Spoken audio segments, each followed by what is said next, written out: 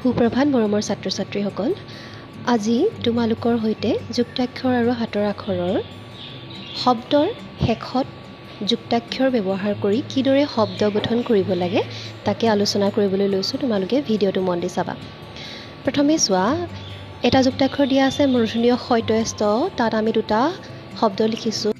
এটা হৈছে কষ্ট, আনটো হৈছে নষ্ট। দুইটাৰে শেষত মূৰ্ধন্য শইতস্ত আছে। ঠিক তেনেদৰে দন্তীয় নয়ধন্য থকা দুটা শব্দ আছে, অন্ধ আৰু বন্ধ। তোমালোকে মন কৰিবা শেষত দন্তীয় নয়ধন্য আছে।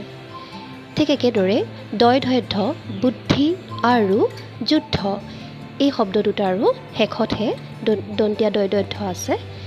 তাৰ পাছৰটো চোৱা, ন্যায়চয়ঞ্চ, মঞ্চ আৰু পঞ্চ, দুয়োটা শব্দৰে শেষত ন্যায়চয়ঞ্চ আছে।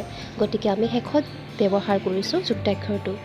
ঠিক একেদৰে দন্তীয়া তয় দয়ত্ন লগা যত্ন আৰু ৰত্ন, বয়দব্দ থকা দুটা শব্দ হৈছে শব্দ আৰু অব্দ।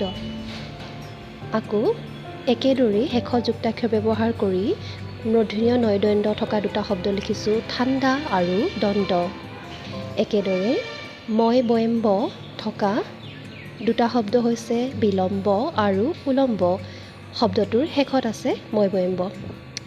তালব্য হয় বয়স্ব থকা দুটা শব্দ হৈছে বিশ্ব আৰু অশ্ব।